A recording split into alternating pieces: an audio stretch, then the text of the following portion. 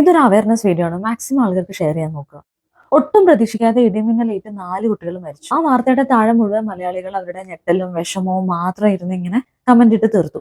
7 കുട്ടികൾക്ക് ഇടിമിന്നലേറ്റു. അത് അറിയാനും അവരെ ഹോസ്പിറ്റലിൽ എത്തിക്കാനുമായിട്ട് കുറെ ടൈം പോയി. എന്നിട്ട് പോകുന്ന വഴിക്കാണ് 2 പേര് മരിച്ചത് എന്നൊക്കെ കേട്ടപ്പോൾ എന്റെ മനസ്സിൽ തോന്നിയ കുറച്ച് ചിന്തകൾ പറയട്ടെ. നമ്മൾ ഇടിമിന്നൽ എന്ന് കേൾക്കുമ്പോൾ പലരുടെയും ചിന്തയിൽ ഈ മിന്നൽ വന്ന് നമ്മൾ പൊള്ളിപ്പോയി അല്ലെങ്കിൽ പൊള്ളലേറ്റ് മരിച്ചോ തോന്നിയ ചിന്തയായിരിക്കും ഉണ്ടാവുക. പക്ഷെ യഥാർത്ഥത്തിൽ അതല്ല.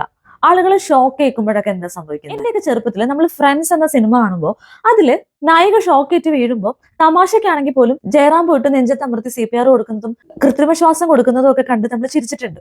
അപ്പൊ നായിക എണീക്കുന്നതും കണ്ടിട്ടില്ലേ? അത് എന്തുകൊണ്ടാണ്?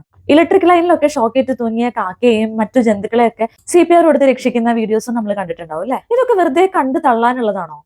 ആക്ച്വലി നമുക്ക് ഷോക്ക് കേൾക്കുമ്പോൾ ഇടിമിന്നൽ കേൾക്കുമ്പോൾ ഒക്കെ എന്താ സംഭവിക്കുന്നതെന്ന് വെച്ചാൽ വളരെ ശക്തിയേറിയ കറണ്ട് അല്ലെങ്കിൽ വോൾട്ട് നമ്മുടെ ശരീരത്തിലൂടെ പാസ് ചെയ്യാണ് ചെയ്യുന്നത്. നമ്മുടെ ഹൃദയം എന്ന് പറഞ്ഞാൽ അത് വെറുതെ ബ്ലഡ് പമ്പ് ചെയ്യല്ല. അപ്പൊ അത് പമ്പ് ചെയ്യാനായിട്ട് ഒരു ഇലക്ട്രിക്കൽ ആക്ടിവിറ്റി ഹൃദയത്തിനുണ്ട്. ഇത്രയും ശക്തിയേറിയ കറണ്ട് അതിലൂടെ പാസ് ചെയ്യുമ്പോൾ പെട്ടെന്ന് അതിൽ ഓൾട്രേഷൻ വരികയും ഹാർട്ടിന്റെ ഇലക്ട്രിക്കൽ ആക്ടിവിറ്റി ഒരു നിമിഷത്തേക്ക് പെട്ടെന്ന് ഷോക്ക് അടിച്ച പോലെ നിൽക്കുക, അല്ലെങ്കിൽ അത് ഇറഗുലർ ആയിട്ട് അരിത്മിയയിലേക്ക് പോവുകയോ മറ്റുമാണ് ചെയ്യുന്നത്. അങ്ങനെയാണ് ആള് കുഴഞ്ഞു വീഴുന്നത്. ആ നിമിഷം കൊണ്ട് തന്നെ ആളുടെ പൾസും ശ്വാസമെടുപ്പും ഒക്കെ നിൽക്കും. അതൊരു ഷോക്കാണ്. ചിലപ്പോൾ ആ ഹാർട്ട് റിവേർട്ട് ചെയ്യാം, കുറച്ച് ടൈം എടുത്ത് തിരിച്ചെത്താം. നമ്മൾ ഇങ്ങനെ എന്ത് ചെയ്യും? ചുറ്റും കൂടി നിന്ന് കുറെ കരയും, അല്ലെങ്കിൽ ഓടും, പാനിക് ആവും, നാട്ടുകാരെ വിളിക്കും, വണ്ടി വിളിക്കും.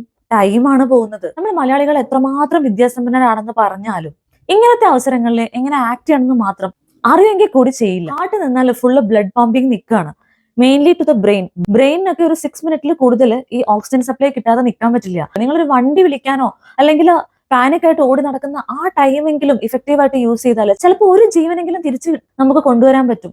എങ്ങനെ? CPR. അത് എപ്പോഴാണ് കൊടുക്കേണ്ടത്? നമ്മുടെ മുന്നിലുള്ള ഒരു വ്യക്തി ശ്വാസം എടുക്കാതെ പൾസ് ഇല്ലാതെ കിടക്കുകയാണെന്ന് ഉറപ്പ് വരുന്ന ഏത് നിമിഷവും നിങ്ങൾക്ക് അത് കൊടുക്കാം. അതെങ്ങനെ അറിയും? 5 സെക്കൻഡ് കൊണ്ട് മൂക്കിന്റെ താഴെ കൈവച്ചിട്ട് ശ്വാസം വലിക്കുന്നുണ്ടോന്ന് അറിയാം. പിന്നെ പൾസ് അറിയാൻ വേണ്ടി ഇവിടെ നോക്കുന്നതിന് പകരം നിങ്ങൾ എല്ലാവരും ഇവിടെ ഒന്ന് കൈവച്ചിട്ട് സ്വന്തം കരോട്ടിഡ് പൾസ് ഒന്ന് ഫീൽ ചെയ്ത് പഠിച്ച എല്ലാവരും. തളർന്ന് കിടക്കുന്ന ആൾക്ക് അതില്ലാന്നുണ്ടെങ്കിൽ ആ വ്യക്തിയെ എണീപ്പിക്കുക പോലും ചെയ്യരുത്.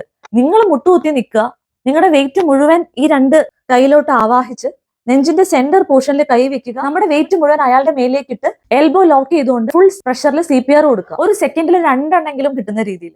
ഇതുകൊണ്ട് എന്തൊക്കെയാ ലാഭം? ചിലപ്പോൾ ഈ CPR കൊണ്ട് തന്നെ ഒരു മറു ഷോക്ക് പോലെ കിട്ടി ഹാർട്ട് റിതമിലേക്ക് തിരിച്ചു വരാം. അതല്ലെങ്കിൽ റിതമിലേക്ക് തിരിച്ചു വരാനുള്ള ഷോക്ക് ട്രീറ്റ്മെന്റ് ഹോസ്പിറ്റലേ ഉള്ളൂ. പക്ഷെ അവിടെ എത്തുന്നവരേക്കും ഹാർട്ട് ബ്രെയിനിലേക്കും മറ്റും ബ്ലഡ് പമ്പ് ചെയ്യുന്ന ജോലിയെങ്കിലും നിങ്ങളുടെ കൈ കൊണ്ട് ചെയ്യാൻ പറ്റും. വിലപ്പെട്ട ആ ഓരോ നിമിഷവും പാഴാവില്ല. അവിടെ ഇരുന്നും വണ്ടിയിലിരുന്നും ഒക്കെ ഈ CPR കൊടുക്കാൻ എല്ലാവർക്കും ഒന്ന് പഠിച്ചൂടെ? നിങ്ങൾക്ക് എന്ത് തോന്നുന്നു? നമ്മളെ കൊണ്ട് ഒരാളുടെയെങ്കിലും ജീവൻ രക്ഷപ്പെട്ട അത് വലുതല്ലേ?